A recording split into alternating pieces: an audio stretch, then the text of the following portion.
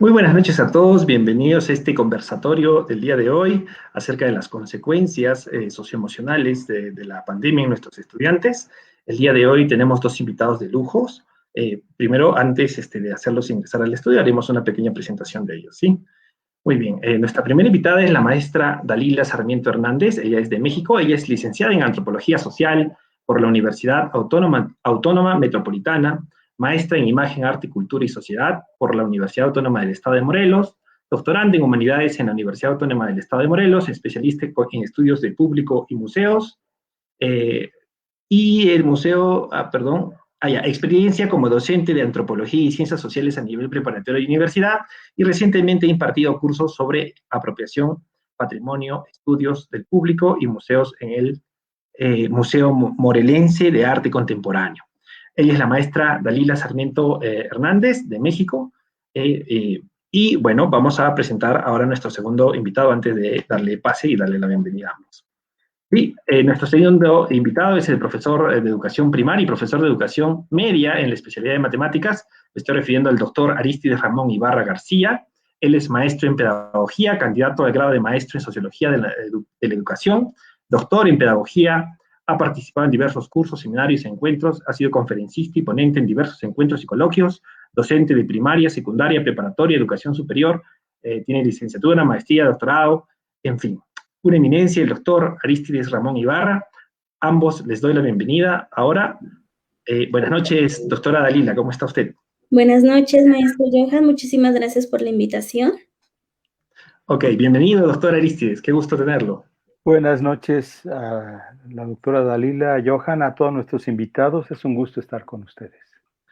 Ok, bueno, mientras vamos ahorita a pasar a la primera pregunta, de pronto decirles a los que nos están viendo, por favor, que por supuesto puedan compartir esta transmisión para que podamos llegar a muchas más personas. Igual vamos a estar leyendo sus comentarios en vivo, pueden escribirlos simplemente en la transmisión y nosotros vamos a ir absolviendo sus dudas, sus comentarios o todas las opiniones que tengan, vamos a ir también abordándolas poco a poco, ¿sí? Bueno, vamos a iniciar con nuestro conversatorio el día de hoy, ¿sí? Bueno, de hecho, el título de nuestro conversatorio es Impacto socioemocional en los estudiantes, ¿no? Yo me gustaría que partamos la palabra socioemocional y vamos, ¿no?, a hablar primero de lo social, ¿no? ¿Ustedes consideran que esta generación de estudiantes podría tener problemas para socializar? Viendo este punto de vista social, van a ser chicos que no van a socializar, que van a tener de repente dificultad para relacionarse con sus compañeros. ¿Es algo de qué preocuparnos? Las damas primero, maestra Dalila, le escuchamos. Gracias. En efecto, justamente la pandemia ha derivado en muchísimas problemáticas, ¿no? En este momento nos encontramos reflexionando, ¿realmente va a haber estos cambios en los niños, en los jóvenes, en los adolescentes, en la forma en la que socializan? Desde mi punto de vista, considero que sí es así. Tenemos que esta pandemia nos ha confinado, se nos ha impuesto un distanciamiento social por el bienestar de todos y esto ha traído estas consecuencias, ¿no? Tenemos jóvenes que se están aislando, las dinámicas han cambiado, realmente las actividades de la escuela y de la casa de cierta manera están convergiendo, se han desdibujado los límites entre estos dos espacios, por lo cual estamos teniendo algunos problemas sociales con los jóvenes. Por ejemplo, tenemos casos de ansiedad, tenemos casos de incertidumbre, tenemos frustración, tenemos una serie de elementos que nos pueden llevar a pensar que justamente la manera en cómo los estudiantes están socializando con otras personas ha cambiado. Por eso es muy importante realizar esta reflexión para que logremos un poco vislumbrar el panorama y con ello generar estrategias que nos permitan fomentar, trabajar sí en el aspecto social, pero también en el aspecto socioemocional, para que lograr que estos chicos que han estado encerrados en sus casas año y medio, cuando salgan de nuevo a esta nueva normalidad, puedan interactuar de mejor manera con los otros. En este caso tenemos casos, por ejemplo, de estudiantes, ¿no? Que en el caso de los niños que pasaron de preescolar a primaria sin haber pisado un salón de clases, no han socializado con otros niños, no han jugado, no los conocen, solamente se quedan en la pantalla. De cierta manera, entonces, esta pandemia se ha afectado la manera en la que estamos socializando todos y evidentemente va a haber consecuencias. Ok, maestra, muy interesante lo que dice. Y bueno, me imagino que en el caso de los pequeñitos, o sea, yo siempre pienso que la escuela es un primer estadio para socializar, ¿no? Y que de frente hayan tenido que ir hacia las pantallas, sin duda ha traído de repente muchas consecuencias, ¿no? Vamos a ver cómo sucede con esta generación. Bueno, vamos a escuchar ahora al doctor Arístides Ibarra. Doctor, adelante, lo escuchamos. Sí, la pandemia como crisis nos ha trastocado nuestra manera de ser, de pensar, nuestro modo de vida. Ha obstaculizado necesariamente el proceso de interacción social que se da entre los jóvenes. Y ese proceso de interacción social requiere necesariamente la presencia, dicen los norteamericanos, face to face, cara a cara, de un proceso de visualización del otro en todo su contexto social, en todo su contexto emocional. Esto definitivamente no nos lo permite ese distanciamiento social, ese aislamiento que hemos tenido a través de la pandemia, ese confinamiento. Y es evidente que los procesos de socialización se vean retardados, obstaculizados y en muchas ocasiones, hasta cierto punto, negados por la presencia misma de la crisis. Y esto definitivamente trae consecuencias en nuestros jóvenes, y no solamente en nuestros jóvenes, en toda la sociedad en general. Esto ha provocado procesos de aislamiento, ha provocado procesos de ansiedad, de frustración, de enojo, de crisis, diríamos desde el punto de vista filosófico existencial, que definitivamente va a traer consecuencias en cada uno de nosotros. De hecho ya los ha traído. Veamos los jóvenes, los procesos de aislamiento que se tienen hasta cierto punto por el hecho de que se sientan amenazados por este virus, pues ha hecho que precisamente no tengan esa cercanía social con los demás. Entonces, es definitivo, las consecuencias están presentes y seguramente seguirán presentes a lo largo de esta pandemia, porque este virus pues llegó para quedarse y hay que vivir con aprender a vivir con esta nueva normalidad, entre comillas. Excelente, doctor. Coincido con usted, ¿no? Esto del distanciamiento social, de hecho, por ahí lo comentaba la maestra Omaira K., nos dice cómo hacer para socializar si deben guardar distancia, ¿no? De hecho, creo que va a haber ahí todo es más, para nosotros, los adultos, ha representado un cambio de hábitos, ¿no? Sobre todo los latinoamericanos que somos tan afectuosos de abrazarnos, de darnos besos, de saludarnos con abrazos, ¿no? Eso, sin duda, me parece que si a nosotros adultos nos afecta, nos mueve un poco nuestros paradigmas, ¿cómo será con los niños, ¿no? Y aún los más pequeñitos que están aprendiendo. Bueno, vamos a aprovechar para mandar unos saluditos a Omar Hernández Aguilar, amigo Omar, un saludo hasta México, para la maestra Priscila Calle, que nos ve desde Ecuador, para, bueno, la maestra Omaira, que nos ve desde Colombia, para Lucía Fernanda desde México también, para Pedro Cortés, saludos desde Unión Hidalgo, Oaxacal, supongo que es así, ¿no? México. Oaxaca, se le fue una L entonces. Oaxaca. Edith García Jara de Cusco, Perú. ¿sí? Para todo, y para la maestra Evelyn, Siles, que nos ve desde Bolivia. A todos ellos, por supuesto, gracias por estar pendientes de nuestra transmisión. Si pueden, por favor, ayudarnos a compartir. No se olviden que vamos a estar leyendo sus comentarios, que los pueden dejar allí nomás a través del en vivo, y nosotros vamos a estar abordando sus preguntas a lo largo de la conversación, ¿sí? Bueno, vamos a ir a nuestra siguiente pregunta, ¿no? Yo tenía esta idea de hablar de los pequeñitos, ¿no? Cómo los niños, por ejemplo, de 5, de 4 años, de 6 años, que ellos están aprendiendo a socializar, ya, bueno. Por ahí adelantamos algo y me dicen que para ellos va a ser muy complejo.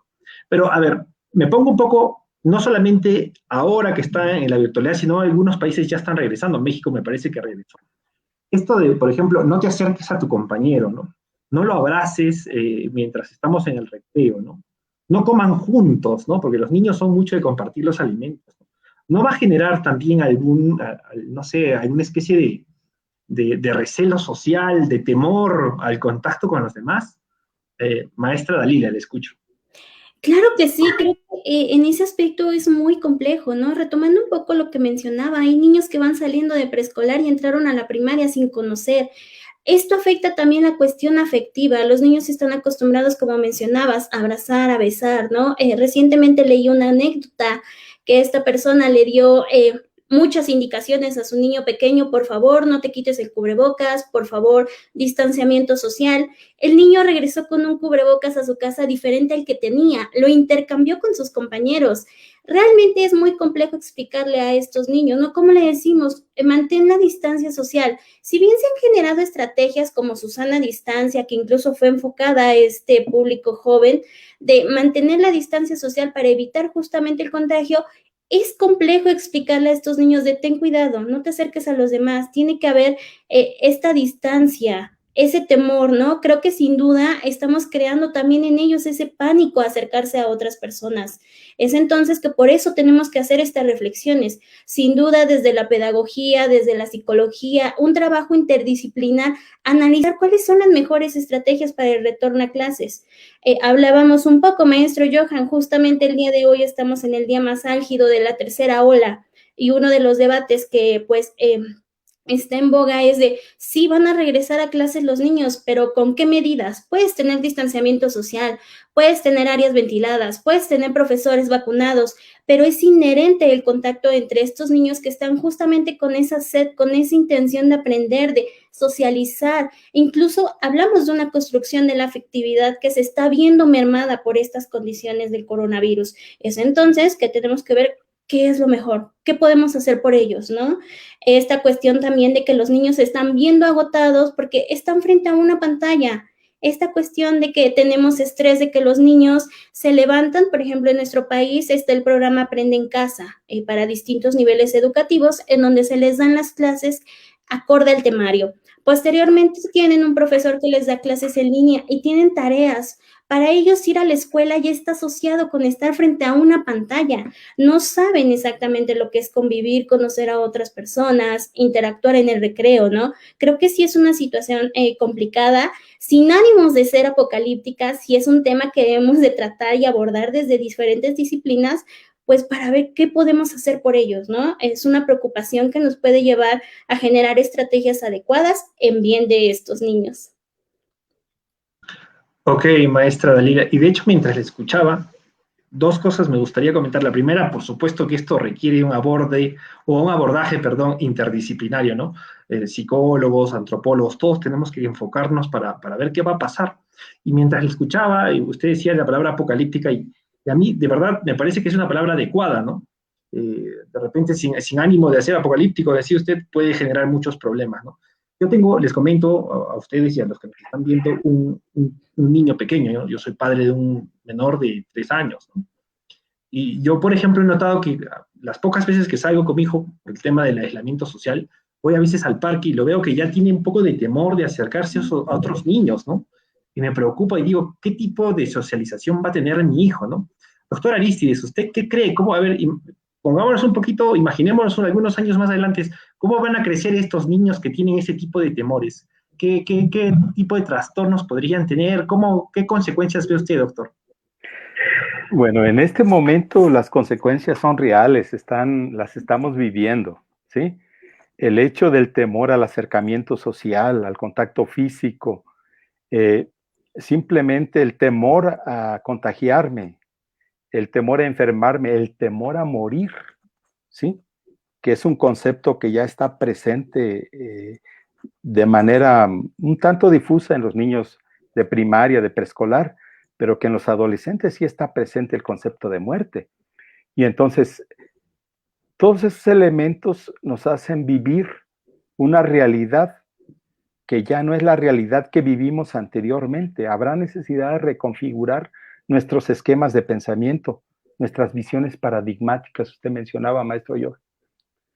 Habrá necesidad de manejar un nuevo modo de vida, un nuevo ser social, una nueva manera de pensar, de racionalizar las cosas, pero quizás también de analizar sensatamente el estado de cosas, sin ser alarmistas. La pandemia está presente, no la vamos a quitar. Los virus están mutando permanentemente según los virólogos y evidentemente esto no va a desaparecer en 1 o 2 años. Habrá que aprender a vivir con estos nuevos esquemas, con estas nuevas crisis. Sin embargo, sí sería prudente analizar y entender que nuestros jóvenes tienen una capacidad de adaptación y una flexibilidad de pensamiento demasiado grande. Situación que no tenemos las personas de generaciones ya grandes, ¿sí? Entonces es un punto a favor en ellos. Los jóvenes habrán de vivir con esa nueva normalidad, entre comillas, y habrán de adaptarse a esas circunstancias que el mundo les va solicitando. Habrán, pues, que reconfigurar su pensamiento, su manera de ser, de pensar, de ver el mundo, de ver esta realidad. Se adaptarán seguramente y de una mejor forma que nosotros. Yo no tengo temor en qué va a pasar el día de mañana. Yo tengo mucha confianza en los jóvenes por esa capacidad de adaptación, por esa creatividad, por esa armonización de sus pensamientos, por ese positivismo que tienen y por ese entusiasmo que tienen de vivir, de sentir, de relacionarse. Entonces, los temores los tenemos los adultos y en muchas ocasiones los jóvenes son espejo de lo que vivimos y sentimos los adultos. ¿Sí? Yo creo que el ejemplo nos lo están poniendo los jóvenes y los niños. ¿Sí? Y nosotros como adultos habrá necesidad de pensar también con mayor sensatez, con mayor racionalidad y con mayor confianza en que las cosas deben mejorar y van a mejorar seguramente. Excelente, doctor. Sí, por ahí comentaba la maestra Jess Coldemo, decía, es más compleja la adaptación para los adultos. Sin duda, ¿no? Tenemos ya toda una estructura mental establecida, ¿no? Cia Tecno, por ahí, nuestros amigos de CONATEP, a quienes mando un saludo, nos decía, es otra forma de realidad, no va a ser nunca más igual, ¿no? Claro, ¿no? Y un poco por ese mismo tono va mi siguiente pregunta, ¿no? En esta nueva realidad, en esta nueva normalidad, ¿qué otras formas de socialización van a aparecer, no? Antes la socialización era física. ¿Podría existir una socialización virtual, digital? ¿Qué tipo de socializaciones van a aparecer o nuevas formas de socializar? Si es que no sé si el término socialización podría funcionar. Quizás nuevas formas de socializar. Maestra Dalila, la escucho. Claro, estas nuevas formas de socializar, como tú mencionas, no son nuevas, realmente la hemos visto de unos años para acá, desde la creación, desde la concepción de las redes sociales, ha cambiado la forma en la que socializamos. Antes tenías que hacer una llamada, ahora puedes mandar un mensaje de texto, tenemos diversas plataformas de mensajería, las redes sociales, tenemos casos donde las personas se conocen a través de estas redes, incluso hasta es un poco compleja la situación, manejo mucho la palabra compleja, ¿no? Porque al final no tienes como una idea concreta sobre la situación, ¿no? Hay diferentes aristas. Tenemos el caso de que los jóvenes, los adolescentes, ya tienen ahora los teléfonos como parte, como una extensión de su cuerpo, ¿no? Y a través de ellos socializan, se están comunicando con sus amigos, están haciendo en vivo, están haciendo diferentes actividades, incluso comparten su vida cotidiana que le llaman la atención a otras personas a través de videos, como puede ser la plataforma de YouTube, pero también eso nos crea como cierta problemática. ¿Por qué? Porque tenemos el caso de que ahora los niños, adolescentes y jóvenes van a una reunión y lo que hacen es, están viendo el teléfono, porque para ellos justamente este sistema es el que les ha servido para conectar con otras personas. En este caso, si hablamos de sofisticación al momento de socializar, probablemente vengan nuevas maneras, nuevas formas, pero ahorita la que tenemos vigente es ese, a través de las redes sociales, y lo cual se ha habido favorecido por esta pandemia. No te puedes reunir con otras personas, pero en este caso puedes hacer una videollamada por Zoom, puedes hacer reuniones por distintas plataformas, y de cierta manera han sido un bálsamo para las personas que se encuentran confinadas después de año y medio de confinamiento. Pues es como eso de estoy viendo a otras personas. Sin duda, creo que esa es mi perspectiva. Ya quedaría entonces un poco analizar de cuáles son las consecuencias, ¿no? Porque a la par de que también estamos socializando a través de estas plataformas digitales, también vienen otras problemáticas, como tenemos el ciberbullying, como tenemos en este caso los casos de personas que se hacen pasar por otras y que vulneran la seguridad de nuestros niños, jóvenes y adolescentes, y es entonces donde entra la pertinencia de nosotros como docentes, como profesores, como padres de familia, como amigos, de concientizar sobre los riesgos de socializar con otras personas en las redes sociales, porque tenemos casos de que esas personas no son personas y pueden vulnerar la seguridad de todos nosotros. Es entonces que yo considero que sí, probablemente se va a sofisticar, pero por el momento creo que la manera o la vía de socialización predominante pues ha sido a través de estas plataformas. Excelente. Bueno, de hecho, allí mientras la oía, dos cositas se me surgían, ¿no? En la mente. La primera, sí, claro, hay nuevas formas de socialización. Este es un ejemplo, ¿no? Estamos ahorita dialogando a miles de kilómetros los tres y bueno, podemos hacerlo gracias al Internet, ¿no? Pero al mismo tiempo es una socialización que no es tan socialización, ¿no? Por ahí yo, por ejemplo, alguna vez en el colectivo con los maestros, a quien también he conocido por el Internet, eh, les decía, hay cierta impersonalidad en las redes sociales, ¿no? Tú no conoces quién está al otro lado, no tienes la certeza. Quizás en una videollamada sí, pero aún así no sabes si esa persona tiene problemas, si es una persona de pronto... Es más, ahora hay aplicaciones que pueden alterar la imagen como si fuera un video y no sabes ni siquiera si es su rostro verdadero por más que estés en una videollamada, ¿no? Al respecto, el maestro Paco Escorcia nos dice, hace poco platicaba con estudiantes de preparatoria y me decían que son la generación más sociable del mundo, porque mantienen nexos y contacto con personas de distintas regiones y estratos sociales. Esto gracias al Internet y redes sociales. Ahora esta pandemia aumentó esta supuesta socialización. ¿Qué opinan de esta idea que hay en los jóvenes? Doctor Aristides, ¿usted qué opina? ¿Esta nueva socialización es conveniente o a lo mejor nos va a terminar trastornando más? ¿Usted qué opina? Mire, voy a partir no quisiera ser tan academicista, ¿sí? Porque como que no está muy en mí, pero para que exista una relación social, una interacción social, se le requieren 3 elementos. Una intencionalidad. La intencionalidad en filosofía siempre se señala con una flecha. Intendere, señalará, dirigirá. Una direccionalidad del mensaje, del sentido, y un sentido como tal. Direccionalidad, intencionalidad y sentido, 3 elementos que de alguna manera configuran un proceso de interacción social. Me voy a detener específicamente en el sentido. El sentido tiene que ver con el hecho de entender al otro en su cabalidad total, en su completud. Ustedes me están viendo ahorita. Físicamente saben la configuración de mi rostro, quizás el timbre de mi voz, pero no me han visto parado, no me han visto quizás en otra postura. Lo único que conocen de mí es lo que ven en la pantalla. Entonces, un proceso de interacción social se rompe cuando no se tiene la completud de la persona, cuando no se está completamente en el otro y cuando el otro no está en mí.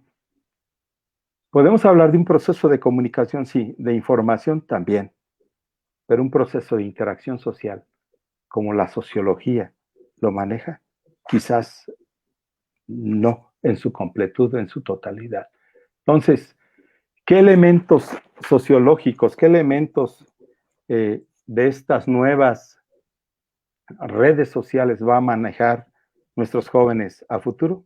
Las que le pongan encima, las que le pongan en la mano, las que pueda manejar, las que por sus circunstancias físicas, sociales, culturales o ideológicas tenga a la mano.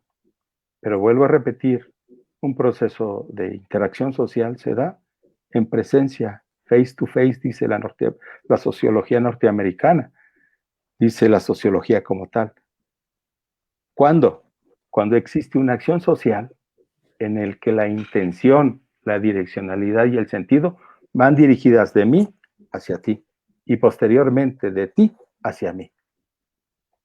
Pues yo creo que esto de las redes sociales, esto de los procesos de comunicación virtual, pues sí son muy buenos, pero vuelvo a repetir, lo importante es el contacto físico, el contacto cara a cara, el proceso que me permita ver en el otro su completud, su totalidad, que me permita entenderlo de manera holística, dirían los filósofos, total, cabal en todas sus dimensiones y en su justa y cabal totalidad.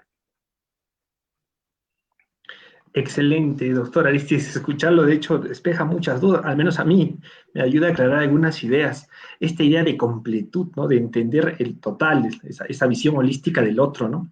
Y justo mientras lo escuchaba pensaba yo, claro, o sea, ¿qué tipo de socialización hay si no está la parte emocional, por ejemplo, ¿no?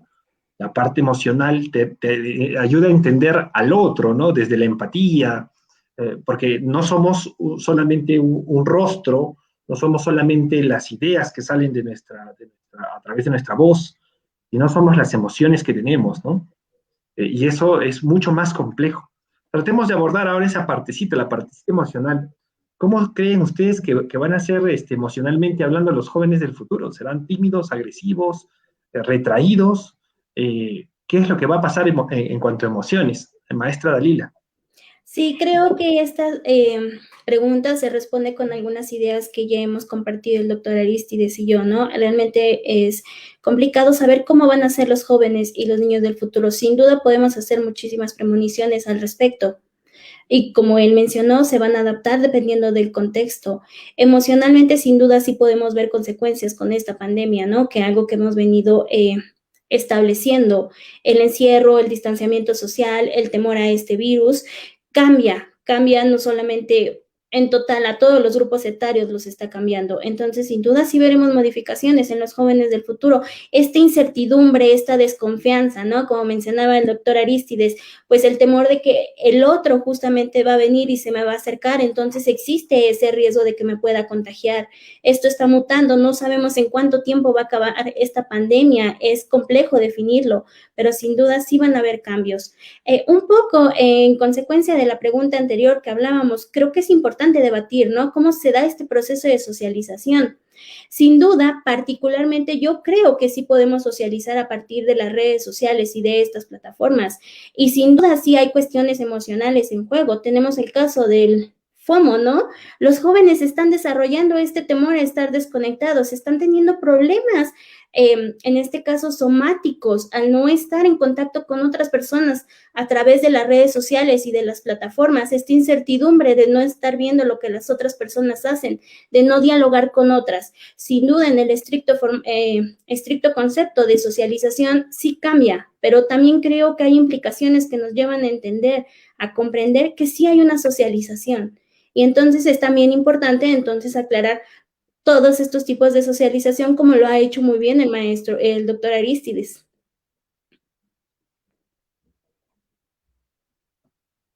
Ok, bueno, yo creo que emocionalmente, como bien dice la maestra Lila, hay muchas posibles consecuencias, ¿no? Mientras la escuchaba decía, este temor a estar en contacto con el otro de repente va a hacer que las futuras generaciones tengan pánico a comprometerse en una relación con otros, de repente van a ser un poco más encerrados en su personalidad. ¿Qué panorama nos vislumbra usted, doctor Arístides, en cuanto al emocional? Bueno, vamos a partir de la idea de que somos una sociedad secuestrada por el virus, por esta pandemia. Y cuando una sociedad vive con miedo, con temor, pues se agudizan los procesos de ansiedad, se agudiza el proceso de estrés, se agudiza el proceso de depresión emocional y social, ¿sí? Es decir, esta pandemia ha modificado sustancialmente nuestra manera de ser social, de relacionarnos socialmente, y evidentemente en lo emocional, pues vamos a tener severas y serias consecuencias. Ya las tenemos, ¿sí? Esta sociedad de la pandemia, esta generación de la pandemia, seguramente va a vivir de manera diferente a la sociedad que vivió fuera de la pandemia. Veamos la famosa gripe española, que ni fue española, principios del siglo pasado. Pues eso trajo consecuencias profundas en la sociedad española de la época. La crisis de la influenza aquí en nuestro país, no hace muchos años, también trajo consecuencias profundas. Obviamente la gente vivía con temor al contagio. Nuestros niños vivían con temor al contagio. Los jóvenes, los niños en educación básica, pues no querían sentarse tan cerquita, decían ellos, tan cerquita del otro, por el temor al contagio. Vivíamos en una sociedad vivimos en una sociedad de temor, en una sociedad que en muchas ocasiones aumenta los mitos, mitómana, los mitos de situaciones médicas que en muchas ocasiones no son ciertas, y cuando eso se acelera en el pensamiento de las personas, tiende a somatizarse también. Entonces, vivimos en una sociedad compleja, en una sociedad de crisis, que definitivamente lo social va a impactar, o en este caso, la pandemia está impactando en la vida social y en la vida emocional de nuestros jóvenes, y no solamente de nuestros jóvenes, de toda la población en general.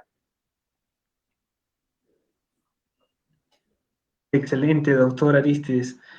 Coincido con usted, definitivamente la parte emocional está muy afectada, ¿no? Si se ve, por ejemplo, la ola de divorcios que hay en adultos, separaciones, incluso por ahí platicaba con unos colegas de Uruguay, me decían que habían maestros uruguayos que se habían suicidado en la pandemia, producto incluso del estrés, ¿no? La maestra Patti Dupir nos dice lo siguiente: muchas gracias por sus interesantes aportes, no, pero ¿no consideran que a pesar de las tecnologías, que no todos los estudiantes saben explotar realmente, se está creando vacíos, y no solo a nivel emocional y social, sino también vacíos en el desarrollo de su aprendizaje? Y mi siguiente pregunta va justo por allí, va a enlazar esa idea, ¿no? Se dice que para aprender uno tiene que emocionarse, ¿no? Entonces, si estás emocionalmente afectado porque tu tío falleció o tu papá está enfermo de COVID, ¿cómo se puede pedir que un estudiante aprenda? Bajo este preámbulo, ¿es lógico que evaluemos en pandemia? Maestra Dalila, le escucho. Claro que sí, sin duda es por eso que se están abriendo estos debates, ¿no? ¿Cuál es la relevancia de estos cambios socioemocionales que estamos teniendo en nuestros estudiantes desde el nivel preescolar hasta el nivel posgrado, ¿no? Todos se han visto afectados en diversos grados. ¿Cómo evaluar? Quiero pensar que esta pregunta va directamente de cómo vamos a evaluar a los estudiantes. Es un tema que ha sido complejo.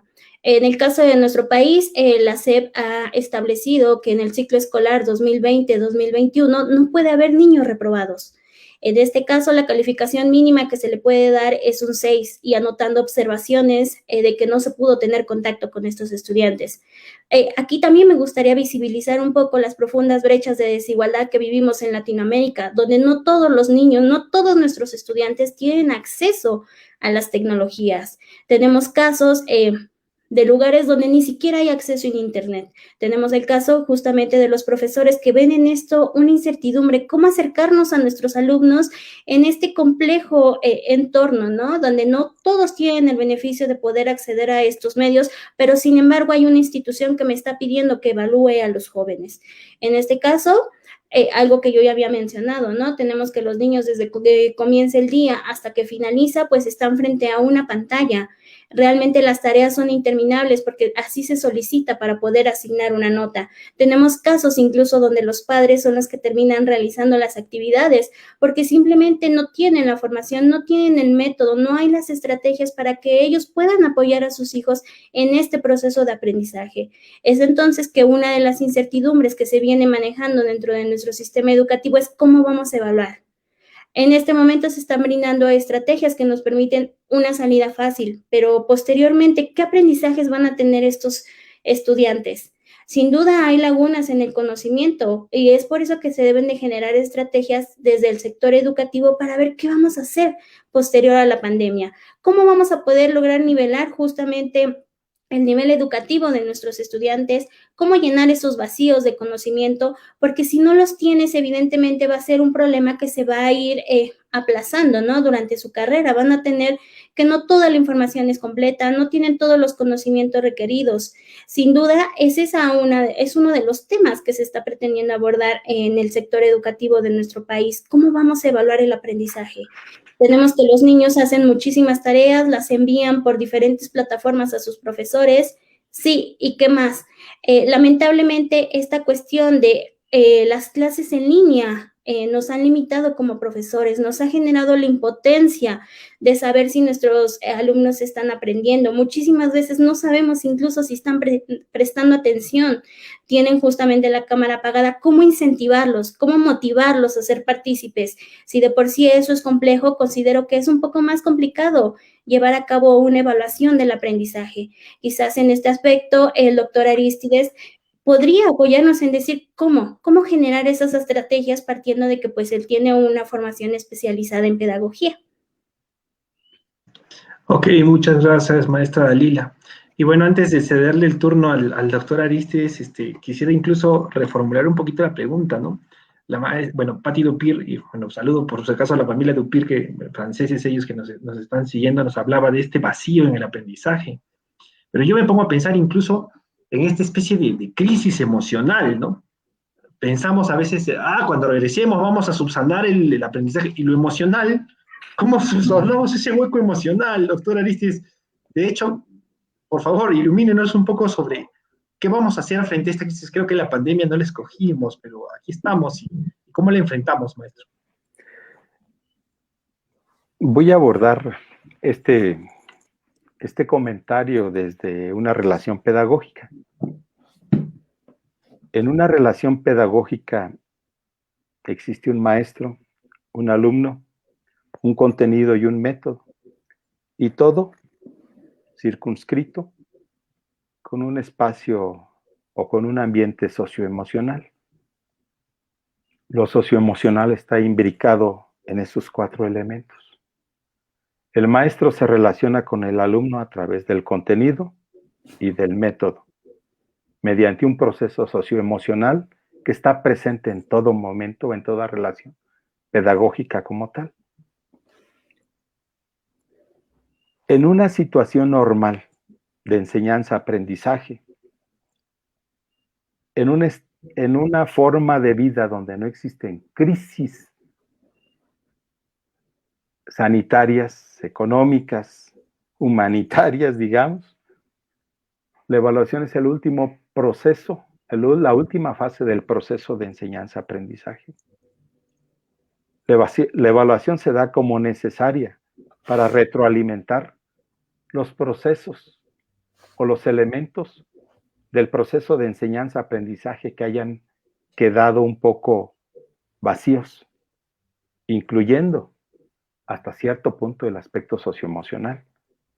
Si bien es cierto, los maestros no están o no estamos formados desde el punto de vista psicológico para atender dificultades socioemocionales profundas, sí de alguna manera tenemos cierta formación para atender casos, determinados casos. y obviamente darle solución. La evaluación se torna como necesaria entonces para limar desfases en los procesos.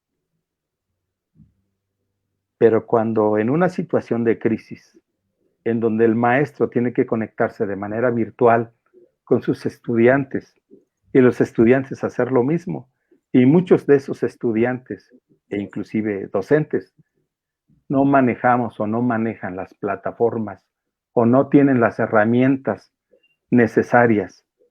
Ya lo decía la maestra Dalila, no hay internet, no tengo una máquina de buena resolución, es más, no tengo máquina, ¿sí?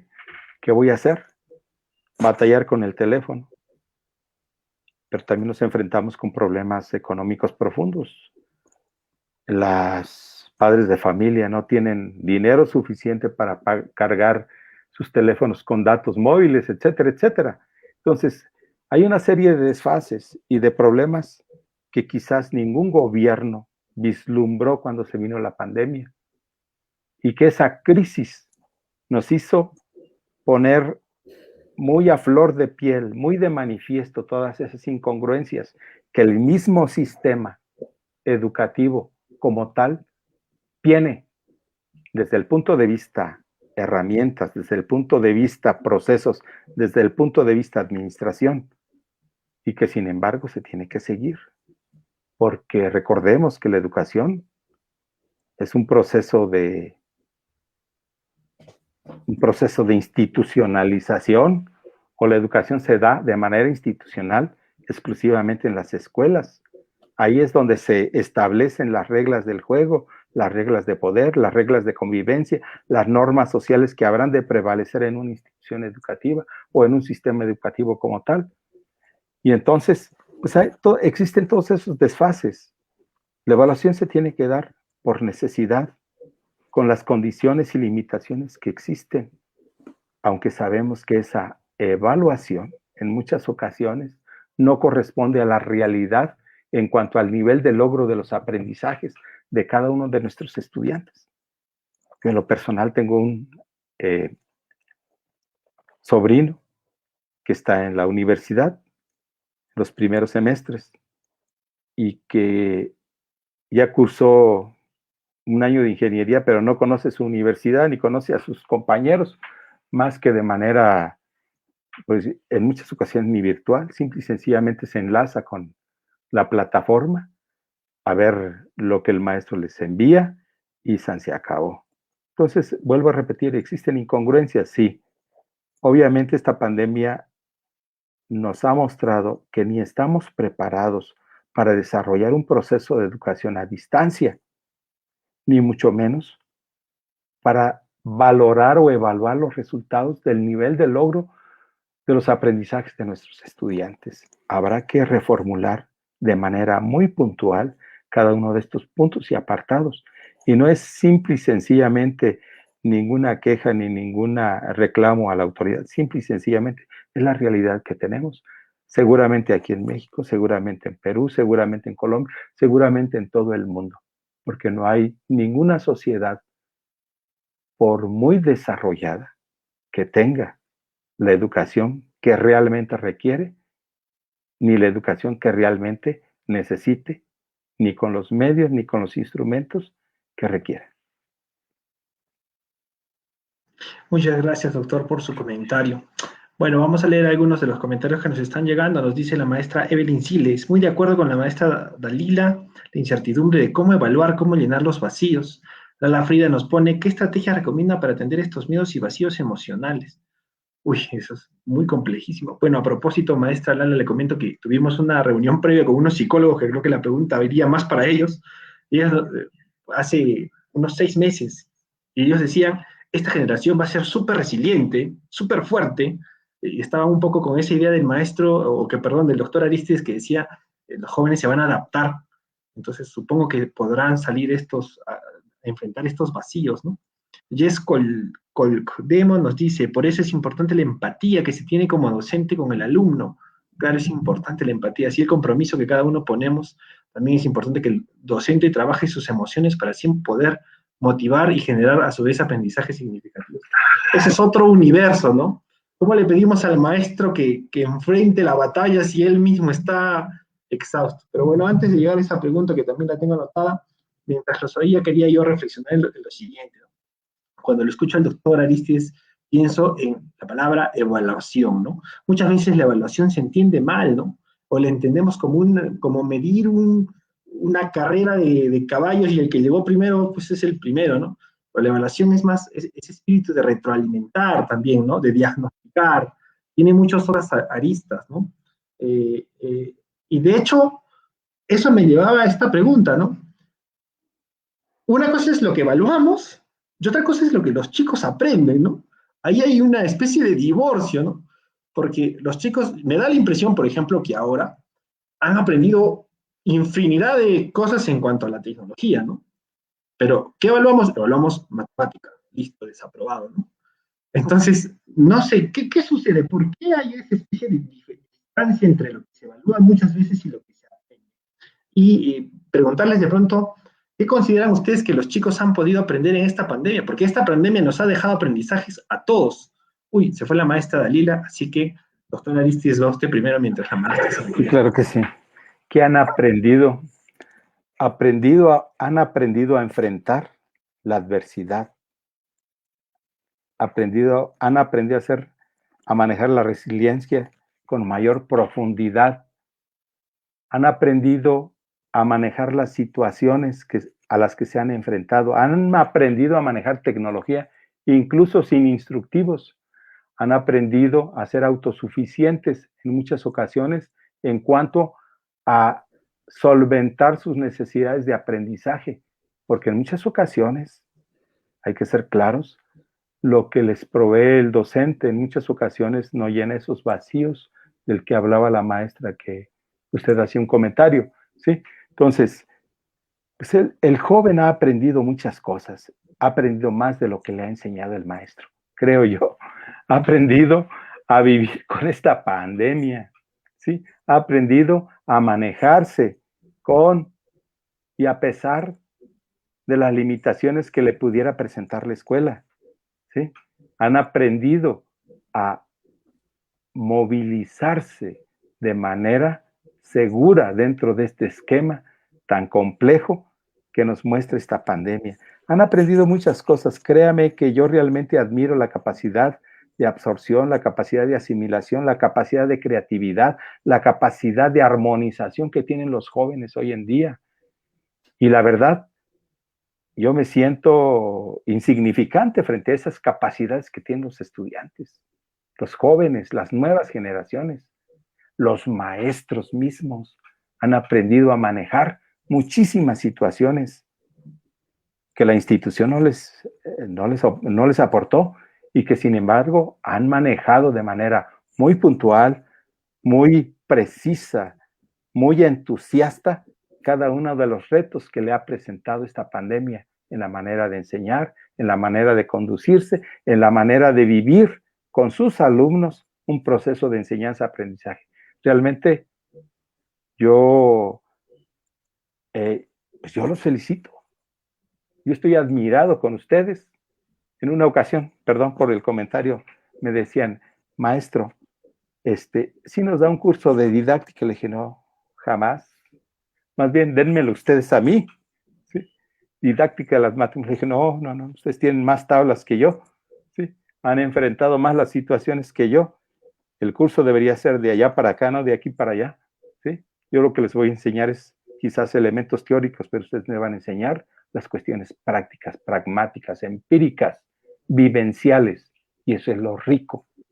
El estudiante ha vivido, ha tenido contacto con esta pandemia, ha aprendido directamente a manejarla como tal, y créame que esa capacidad de asimilación, de flexibilización, de adaptación, de creatividad y de armonización es fabulosa. Nada que decir. Excelente, doctor. Maestra Dalila, adelante. Sin duda, con esta pandemia todos estamos aprendiendo cosas nuevas. Sin duda, los estudiantes han aprendido mucho. Creo que a mí lo que más me interesa o lo que más rescato es esta capacidad de gestión que están teniendo los propios, si bien no niños, adolescentes y jóvenes, de intervenir justamente en este proceso de ordenar su tiempo, gestionar sus actividades. Creo que por ese lado podría ser algo muy rescatable. Nosotros hemos aprendido demasiadas cosas. Habíamos profesores que no sabíamos manejar nuevas plataformas, que no sabíamos interactuar en estas redes sociales, pero lo hemos ido aprendiendo en el camino. Sin duda los nuevos conocimientos son vastos y coincido con el doctor Arístides. Si bien, además de aprender todo lo académico, estamos aprendiendo cosas que tienen que ver con la vida cotidiana, estamos viendo más allá.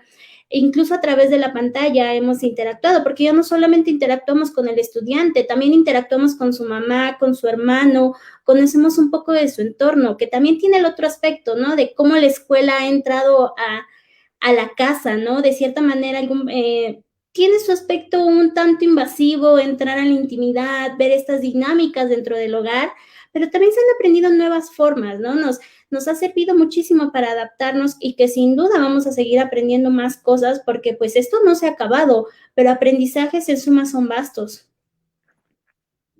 Excelente, maestra. Vamos a ir ahora a dos preguntitas. Pati Dupier nos pregunta nuevamente, dice, ¿consideran ustedes que se ha debido involucrar más a los padres? Que va igual con la maestra Torres Sandra, nos dice, ¿cómo motivar más a los padres?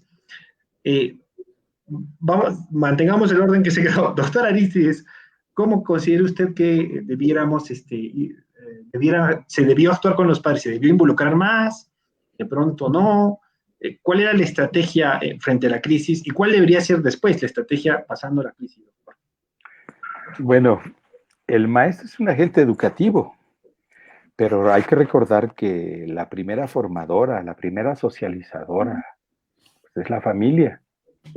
Evidentemente, los padres, yo soy padre también ya de jóvenes que ya salieron de la universidad y egresados de la universidad, pero en su momento todos tenemos una responsabilidad social con nuestros hijos. Y es evidente que sí, ese acompañamiento presente, diario, oportuno, preciso de los padres para con sus hijos es importante. ¿Sí?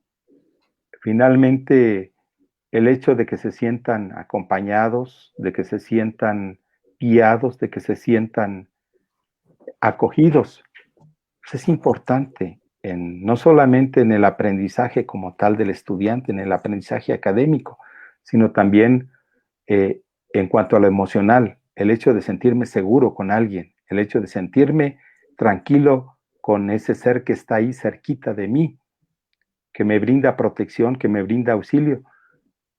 Pero también hay que considerar que la mayoría de nuestros padres de familia, por las circunstancias que vivimos, trabajan los dos, ¿sí? Y en muchas ocasiones dejan a sus hijos al cuidado de la abuela, al cuidado de la tía, al cuidado del hijo mayor, que en muchas ocasiones no tienen la responsabilidad directa de los hijos y que finalmente pues, hacen lo que pueden y hacen mucho, creo yo que hacen mucho. El hecho de alguna manera de estar presentes físicamente con el muchachito, ahí guiando la tarea, guiando, dirigiendo o no sé, vigilando la transmisión que se da vía internet o en la pantalla de la televisión, qué sé yo, o en los medios digitales que estén al alcance de la familia, pues yo creo que ya es mucho. Pedirles más es exigirles algo que no esté en sus manos, porque antes de exigirles que estén presentes con los hijos en el desarrollo de sus tareas, pues también está la cuestión de llevar el pan diario de cada día a esas familias. Y sabemos que la dinámica familiar es compleja. Ambos padres trabajan en muchas de las circunstancias, decía hace un momento, y pues no quiero decir ni señalar la palabra abandono, pero pues sí se desligan hasta cierto punto de esa responsabilidad que es estar al pendiente de la educación directa del muchacho, del niño. Entonces, pues aquí ya sería cuestión de verlo desde un punto de vista pues con otras aristas, con otras dimensiones, con otras perspectivas inclusive, porque es sumamente difícil involucrar a un padre de familia cuando en orden de jerarquía, sus prioridades quizás estén en otro lado. ¿Sí? Y en otro lado, quiero decir, en el hecho de estar llevando el pan a la casa. ¿Sí? Entonces, sin embargo, repito, pues hay que darse el tiempo. Habrá que darse el tiempo. ¿Cómo? Había aquí en México, en las escuelas primarias y secundarias, un programa que se llamaba Escuela para Padres. Pero vuelvo a repetir, para ser padre no se asiste a ninguna universidad, ¿sí? Se aprende sobre la marcha, de manera empírica, se aprende de manera presencial cuando se tiene a los hijos. Y entonces, pues el programa, la Escuela para Padres, se transforma solamente en una mera plataforma de consejos, de normas, pues no sé, de situaciones que deben ser y que en muchas ocasiones no se materializan por las circunstancias que ya describí. Excelente, doctor. Quisiera rescatar una frase suya que para mí grafica muy bien la situación, ¿no? Es, hablaba usted de estos familiares que se quedan a cargo y decía, hacen lo que pueden. Y de hecho creo que esta crisis es un poco todos hacemos lo que podemos, ¿no? Los maestros batallamos por hacer lo que podemos, los estudiantes batallan por aprender lo que pueden, los papás batallan por tratar de darle la educación lo mejor que se puede. En realidad es una crisis, ¿no? No es un escenario soñado, ni pensado, ni escogido, ni mucho menos, ¿no? Bueno, vamos a cambiar un poquito la dinámica de nuestro conversatorio. Ahora vamos a hacer preguntas diferentes a cada uno. No vamos a hacer la misma pregunta y ronda, sino vamos a cambiar, ¿sí? Vamos a empezar ahora con la maestra Dalila. Maestra, yo quisiera preguntarle sobre, a ver, lo he escuchado y creo yo que la crisis, o sea, toda situación de crisis trae oportunidades de aprendizaje, ¿no? Es justo en el momento duro en el que uno desarrolla esas capacidades nuevas, ¿no? Ya la UNESCO hablaba de las competencias del siglo XXI, por ejemplo, ser creativo, innovador, tener pensamiento crítico, ser colaborativo. ¿Qué otras habilidades considera usted que deberíamos tener o se va a requerir en el futuro, además de estas del siglo XXI? La pandemia de repente ha sugerido algunas. ¿Qué habilidades debiéramos tener o deberían tener los estudiantes para la sociedad que se nos viene? Maestra Dalila, adelante. Creo que esta pregunta se responde con todo lo que hemos venido conversando, ¿no? Sin duda, también debemos de contemplar el desarrollo de las habilidades socioemocionales, más en este momento donde debemos de preparar a todos nuestros alumnos, a todos nuestros estudiantes a afrontar estas circunstancias. Es decir, debemos desarrollar en forma consciente y sistemática las habilidades socioemocionales que necesitan los estudiantes para afrontar situaciones inciertas y desconcertantes. Sin duda, orientados justamente a lo que estamos platicando, ayudarles a identificar sus emociones. Que ellos puedan identificar sus emociones, trabajar con ellos y de esta manera la socialización cuando regresemos después de esta pandemia va a ser un poco más fluida en esta nueva normalidad. Sin duda estos elementos son los que se deben de contemplar como nuevos aprendizajes, como nuevas competencias para esta circunstancia de crisis que estamos viviendo. Tenemos casos, es importante entonces visibilizar que los estudiantes están pasando por una serie de emociones que probablemente para ellos son nuevas y se están viendo acrecentadas exponencialmente, la frustración, el aburrimiento, la ansiedad, el estrés, el insomnio, lo cual también está mermando su salud física. Tenemos casos de niños, ¿no? Por ejemplo, en este aspecto, visibilizar que han llegado al agotamiento, que están generando nuevos comportamientos como comerse las uñas, lastimarse los nudillos. Tenemos problemas de niños con ojo seco que están pasando muchísimo tiempo frente a la computadora y sin duda, si trabajamos esta cuestión socioemocional para que de cierta manera ellos puedan conciliar mejor con el estrés, pues los veremos aminorados. Muchas gracias, doctora. De pronto me gustaría comentar esto que anota la maestra Mariana Samano. Dice, me gustaría opinar sobre, o que opine acerca del término generación de cristal. Era un término que venía antes de la pandemia. No sé si ahora aplica, ¿no? ¿cómo van a ser estos chicos una generación de cristal si ya han sobrevivido todo?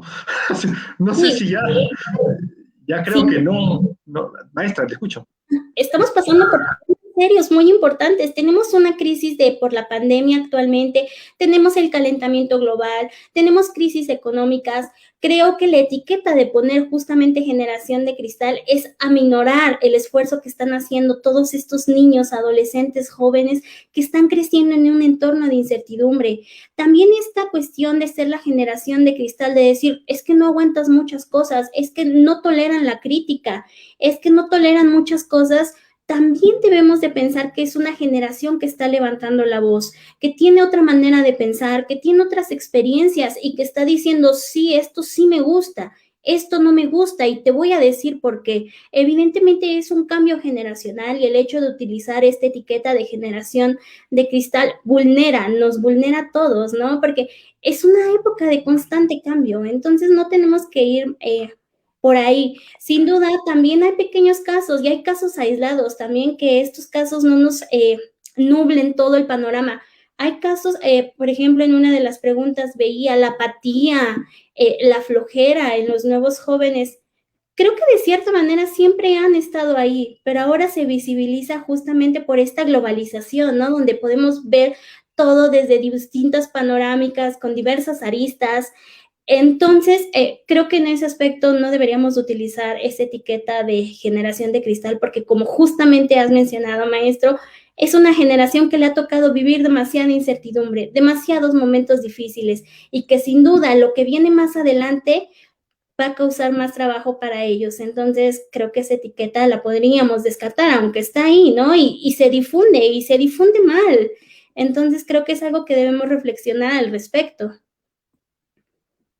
Sí, bueno, de hecho era una etiqueta que estaba antes de la pandemia, ¿no? Yo pensaba en el conversatorio anterior, ¿qué va a ser la generación post-COVID? ¿Qué nuevo término? Porque había los baby boomer y bueno, en fin, ¿no? La generación Z, la generación X y bueno, en fin, ahora yo creo que ¿qué será? La generación post-COVID. Bueno, eso todavía no imagino que saldrá. Ok, vamos ahora con el doctor Aristides. Me gustaría hacerle una pregunta relacionada a los docentes, por supuesto, aprovechando que tenemos un doctor en pedagogía. A los maestros se les pidió todo, doctor. Que evalúen en pandemia, se les pidió, al margen de que hubieran podido perder muchos familiares, y seguro que se nos va a seguir pidiendo a los maestros. ¿Qué nuevas habilidades considera usted que va a tener que tener el docente después de la pandemia? Lo escucho, doctor. Pues más que nada, el trabajo colaborativo yo creo que es importante.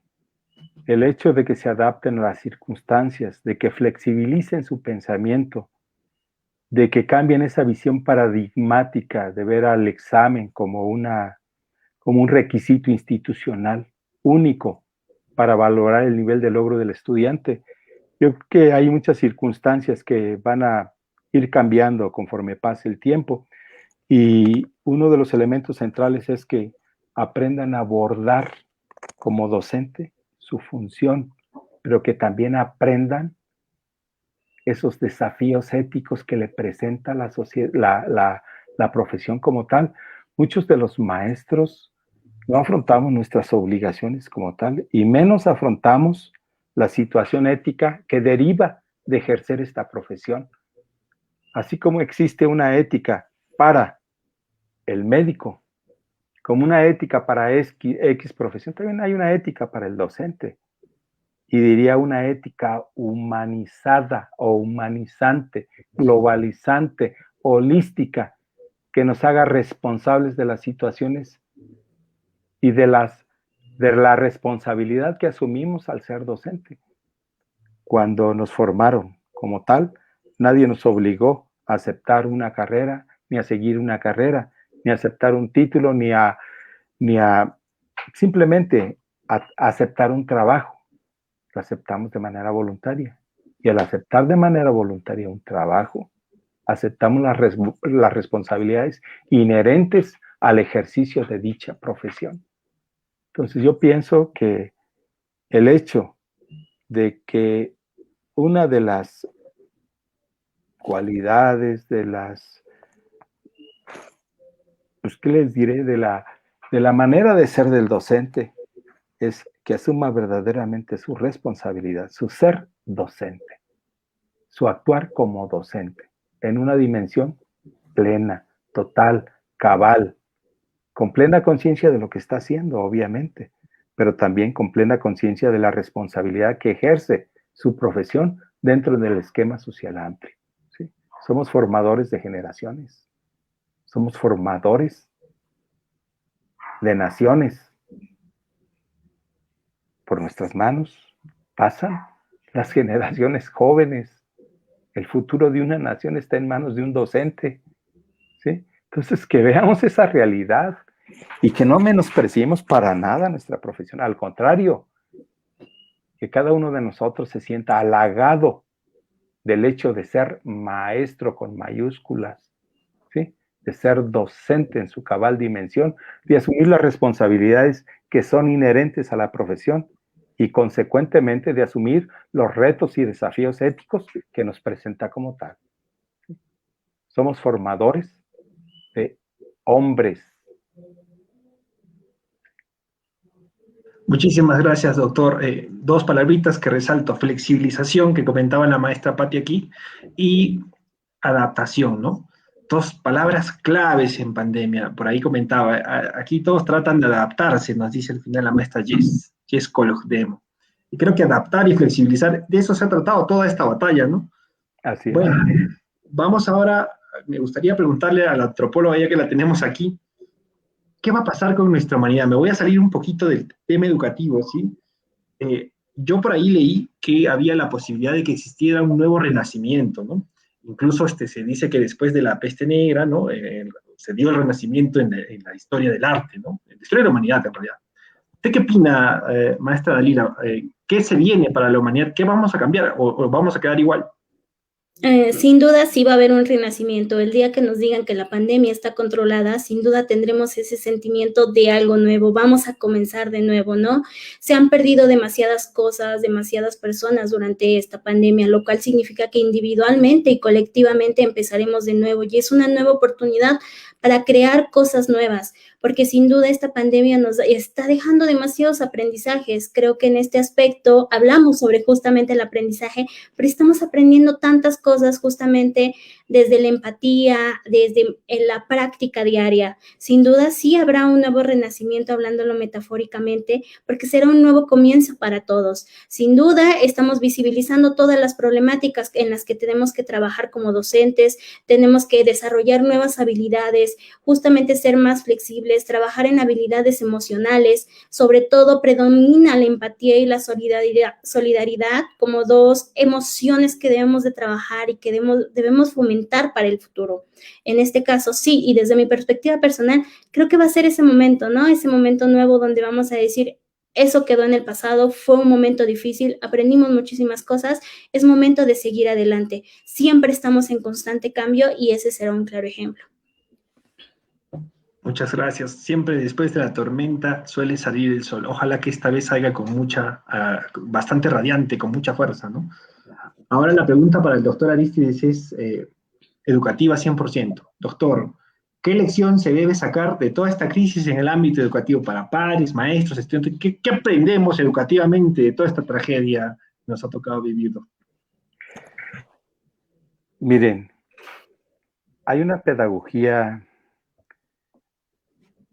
del oprimido, de Pablo Freire. Hay una pedagogía de la humanidad. Yo llamaría una pedagogía ahorita una pedagogía de la voluntad. ¿Sí? Educar la voluntad para hacer las cosas, pero para hacer las cosas bien, sin que nadie nos force, sin que nadie nos esté incitando a hacer las cosas. Hay que hacer las cosas que conviene no solamente a mí de manera personal, sino a la sociedad en su conjunto. Hay que vivir la vida de manera más solidaria, de manera más armónica con el otro, porque finalmente lo que suceda al otro social, a mí de alguna manera también me va a suceder. Hay que vivir en empatía social, decía la maestra Dalila, con justa razón. Hay que vivir esa empatía como emoción, hay que vivir esa voluntad de servicio, hay que vivir esa voluntad de hacer las cosas bien, no solamente para el beneficio propio, sino para el bien comunitario. Y a eso me enfoco, una pedagogía de la voluntad. Educar la voluntad significa educar mi interés para hacer las cosas, pero las cosas socialmente bien, socialmente que le sirvan a la sociedad, que impacten la sociedad. ¿Qué enseñanzas me va a traer esto? Pues todas estas que ya mencionamos. ¿Qué beneficios? Beneficios sociales amplios. Cuando una sociedad se quita ese orgullo, esa soberbia social que en muchas ocasiones nos caracteriza y que en muchas ocasiones también la pandemia resaltó en muchas situaciones y ocasiones. Habrá necesidad entonces de modificar esa visión que tenemos, ser más empáticos, ser más solidarios, educar nuestra voluntad para el servicio, educar nuestra ser social como verdaderos docentes, como verdaderos maestros que somos, y ponernos precisamente al servicio de la sociedad. Hay que manejar ese saber socialmente empleado, no ese saber acumulado que finalmente no sirve para nada, sino que hay que ponerlo al servicio precisamente de la sociedad. Y bueno, son muchas enseñanzas, son muchas condiciones que de alguna manera nosotros como docentes necesitamos vencer para deshacernos de esa soberbia, de ese orgullo que nos caracteriza en muchas ocasiones como humanos. Así como la pandemia trajo muchas enseñanzas, también afloró muchas situaciones negativas que habrá necesidad de modificar, no solamente en lo social, también en lo educativo.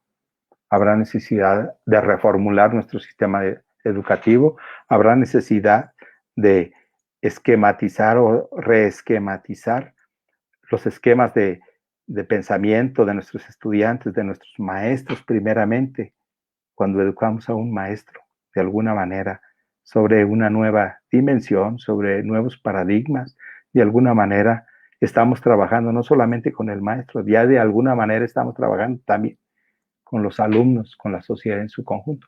Pienso yo que hay muchas enseñanzas, muchas cosas que hacer, pero eso cada una de las naciones, cada uno de los maestros sabe que hacerlo mejor de lo que yo le pudiera decir que se va a hacer. Muchas gracias, doctor. Ya para ir finalizando, un par de preguntas más. Esta me gustaría hacérsela a los dos. Hablemos de políticas educativas. ¿Qué se debe implementar desde el Estado? ¿Qué política se debe poner ahora en el retorno a clases? Maestra Dalila, adelante. Claro, creo que antes de hablar de políticas educativas es pertinente hablar sobre políticas de salud pública. Para asegurar el regreso a clases tenemos que tener a los docentes, personal académico vacunado, que en este caso para no vulnerar justamente su seguridad y su vida. En este momento es eso que debemos de trabajar desde la salud pública, generar los espacios adecuados para que pueda haber un retorno a clases, tomando en cuenta que según la OMS hay una serie de condiciones, las cuales son ciertamente complejas, ¿no? Y como menciona el doctor Arístides, dependerán de cada uno de los países las dinámicas que establezcan. De acuerdo a políticas educativas, sin duda es muchísimo trabajo el que se viene. Tenemos por un lado, y creo que es importante, y creo que era mi intención abordarlo también en este conversatorio, la deserción escolar. La deserción escolar ahorita es una problemática muy importante dentro del contexto mexicano. Muchísimos de los estudiantes justamente abatidos por el cansancio, el estrés y todos estos sentimientos que hemos abordado, pues han dejado la escuela. Realmente han dicho, ¿para qué trabajo todo un año? Si realmente no voy a aprender, mejor me dedico a hacer algunas otras actividades en lugar de seguir en clases. Se tienen que crear políticas educativas en este aspecto para tratar de resolver la deserción escolar. Por otro lado, también se deben de revisar los calendarios, acotándolos a las necesidades del profesorado y sobre todo velar por un regreso escalonado. Creo que es la mejor manera en que pueden regresar a clases, en este caso todos los estudiantes. Sin duda, seguiremos trabajando en un modelo híbrido durante un buen tiempo. Entonces tenemos de cierta manera que satisfacer esas necesidades tanto para que los docentes lo puedan impartir como para que los estudiantes en este caso lo puedan recibir. Sin duda se debe también trabajar en una ruta socioemocional donde justamente se permite a los estudiantes como a los profesores identificar sus emociones y que se les permita llevar de mejor manera todo esto que hemos vivido. Es algo que se tiene que externar, que lo tenemos que decir, que tiene que salir de nosotros. Y sobre todo se debe de crear seguimiento y solución, en este caso, a resolver todos estos vacíos de los que hemos hablado, todas estas lagunas en el proceso de aprendizaje. Se van a generar programas o estrategias para que los niños puedan acceder a todos estos conocimientos que les hacen falta. Sin duda, solamente esto es como algunos puntos generales en los que se va a tener que trabajar desde el aspecto de políticas educativas, pero sí es importante que hablemos, es importante que enunciemos que primero debe de haber un entorno saludable para nosotros como docentes y para los alumnos. Eso nos va a evitar que siga costando más vidas. Sabemos que que hay una agenda y esa agenda se tiene que llevar a cabo, pero sin duda no podemos vulnerar a todos nuestros docentes y estudiantes a un contexto que puede ser muy complejo. Excelente intervención, maestra. Me quedo con esa idea de la política vinculada a lo emocional, ¿no? A dar un soporte emocional, un seguimiento. Y allí, por ejemplo, creo, ojalá no entremos en esa crisis de hay que recuperarlo todo y entonces regresamos a correr y a apretar y a generar más estrés sobre el estrés. De hecho, creo que tendríamos que tener mucho más tino. Doctora Aristidis, ¿qué políticas educativas debemos poner allí sobre la mesa por si es que algún político nos ve? Escucha. Pues mire, vivimos en una sociedad de instituciones, de organizaciones. Sí, ya comentaba anteriormente, la educación está vinculada a un esquema de institución gubernamental, ¿sí? Y obviamente nuestros políticos, nuestra nación, nuestro Estado de Derecho, deben manejar políticas que sean vinculatorias unas con otras. La política de salud pública, la política educativa, la política económica, deben ser vinculatorias. Yo creo que no podemos abordar la cuestión educativa de una manera muy puntual, lo señalaba la doctora Dalila, sin dejar de lado la cuestión de salud. Para que haya un regreso seguro a las escuelas, habrá necesidad de establecer pues, campañas, una política de seguridad en materia de salud para nuestros maestros, directivos, personal de apoyo, personal administrativo en cada una de las escuelas, ¿sí?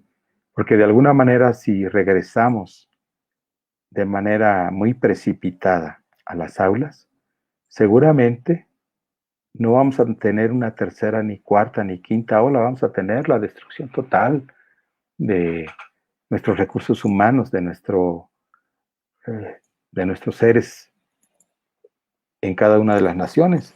Entonces, yo creo que sería prudente que antes que se elaboraran políticas educativas, se estableciera una política vinculatoria de manera muy estrecha con la política de salud en cada una de las instituciones, en cada una de las naciones, como pienso que así se está haciendo, pero también, aparte de la política educativa, de la política de salud, también debe establecerse una política económica, de apoyo económico, sobre todo a los más necesitados, ¿sí?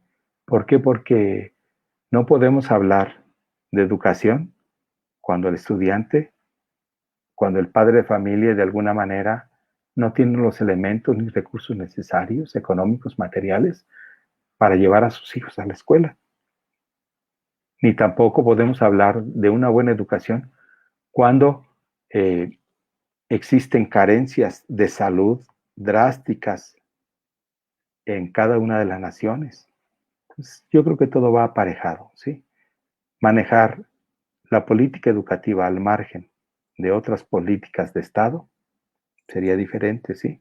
Sería muy difícil.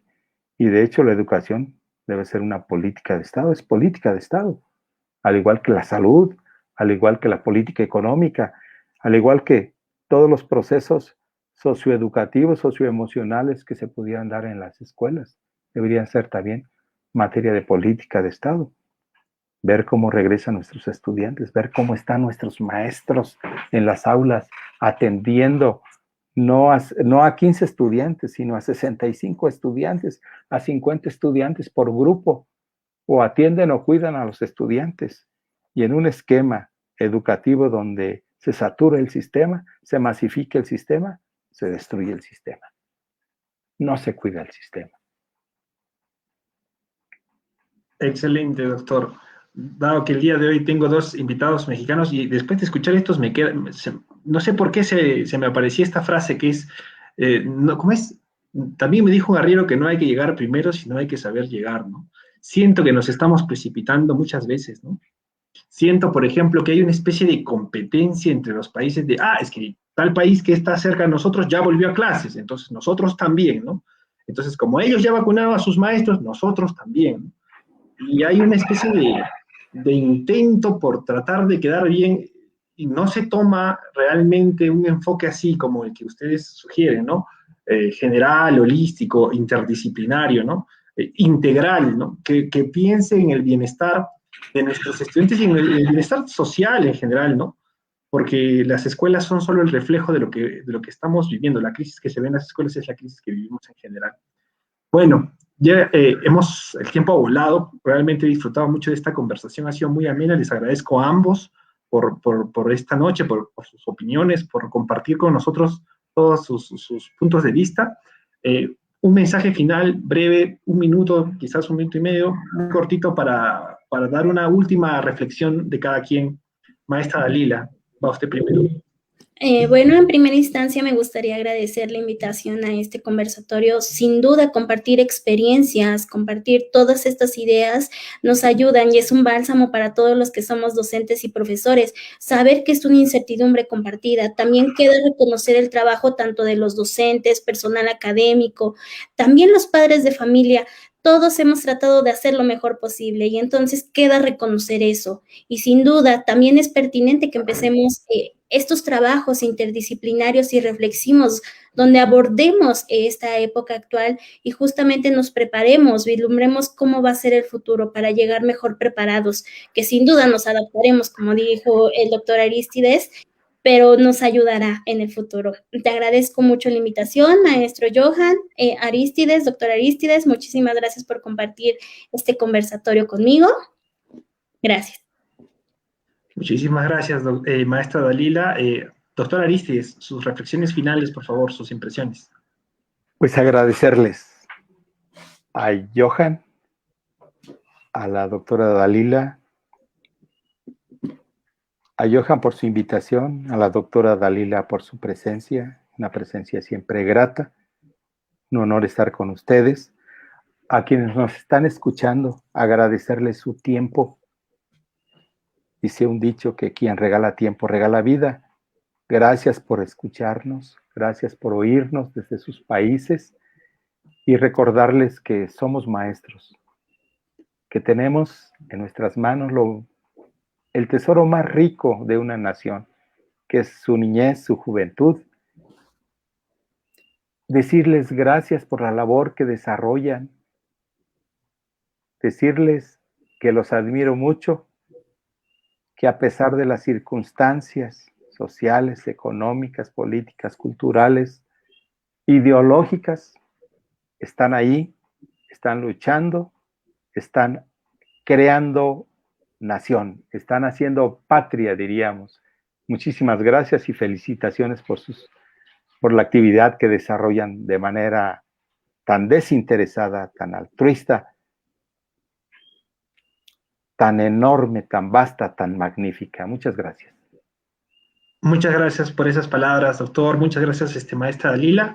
Bueno, para finalizar, me gustaría invitar a todos los que nos están viendo, por supuesto, a que nos sigan en nuestras redes sociales del colectivo. Nos pueden encontrar en Instagram como Docentes del Mundo. Ahí estamos pasando el código QR para que nos puedan contactar.